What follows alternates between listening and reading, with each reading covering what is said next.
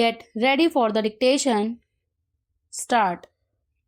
I am thankful to you for having given me this opportunity, long last, to say a few words on the budget.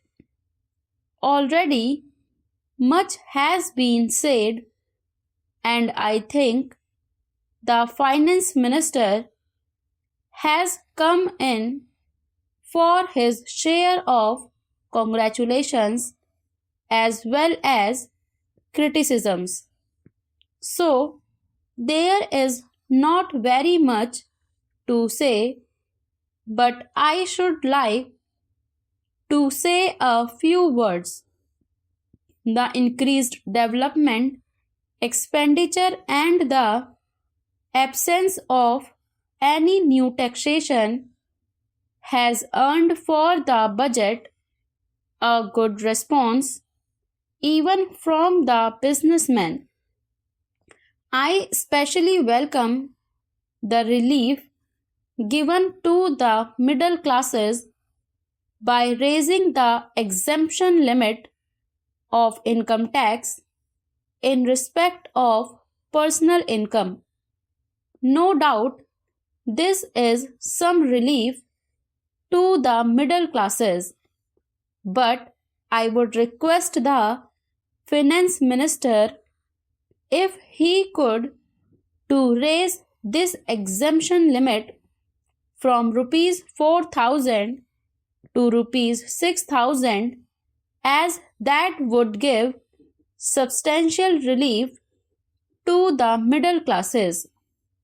I am indeed glad that the Taxation Enquiry Commission has been appointed with Dr. John Mathai as the chairman, and I am sure that many of the vexed problems may be solved through this commission.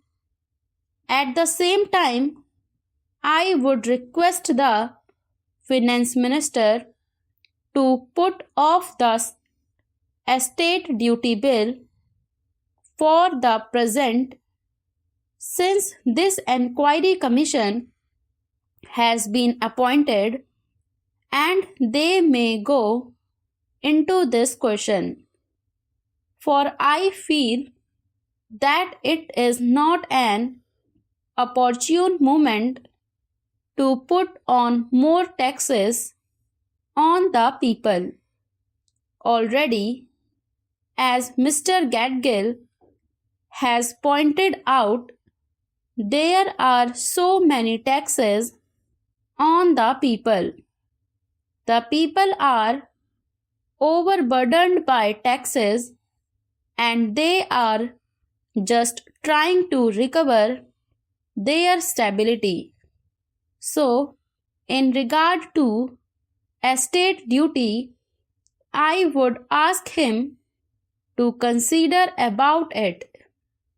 My reason for asking it to be postponed is, as I have said, that the people are still facing economic distress, and then our government is not able to offer the amenities which other countries have, where the estate duty exists, such as free compulsory education for children, free medical aid, homes for the poor and the destitute, old age pension, etc.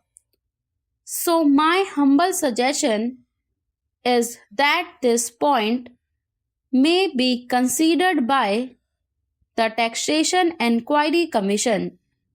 I agree that there is a brighter side of the picture, and that instead of continually harping on our poverty, we should also see the bright side. We are making encouraging progress towards laying the foundation of a welfare state.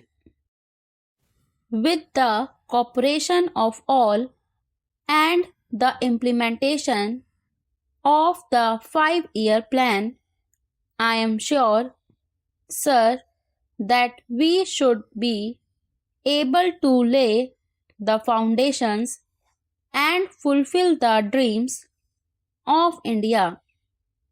It is indeed encouraging to know from the finance minister that there is a tendency of lowering food prices all over the world, and in that case the prices in our country too would be lowered. Regarding defense, for obvious security reasons, I do not agree with my friends who say that the expenditure should be curtailed.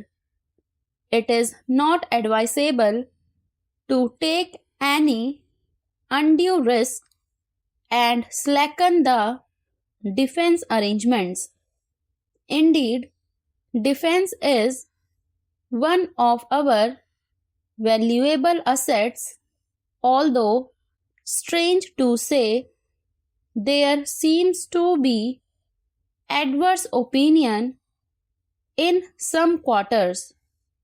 I agree with what General Cariappa once said, that God and army are remembered only when there is trouble. The army consists of the most disciplined and loyal set of young men.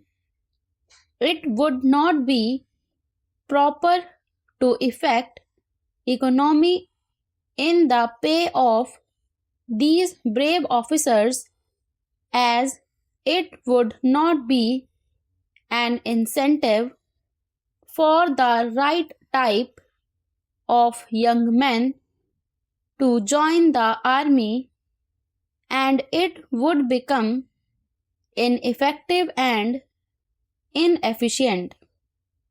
I believe already officers who were drawing rupees 1400 as their pay are now getting only rupees 700 and about rupees 100 as allowance. That is, they are getting about half of what they were getting before. It is very hard for those officers on field duty to establish separate establishments for their families and for their children, and I would specially appeal to the finance minister to see that the family allowances may be restored to those officers who are on field duty. Economy in army could be effected in other ways. There is scope for more efficient operation of defense industries, which process seems slow, and by purchase policy of utilizing goods and stores indigenously manufactured. Preference should be given to country-made war materials such as could be produced here, and they would be cheaper than foreign-made goods. I may also suggest that the armed forces who are not on field service or under Any operational commitments could be utilized for giving military training to the youths in schools and colleges, which would teach discipline and loyalty. The university authorities should make military training as part of their compulsory education, just as they have adopted social, domestic, and political sciences. The National Cadet Corps is already inculcating military training in some universities such as Bombay and Calcutta. But if military training is made compulsory for our university students, it will go a long way.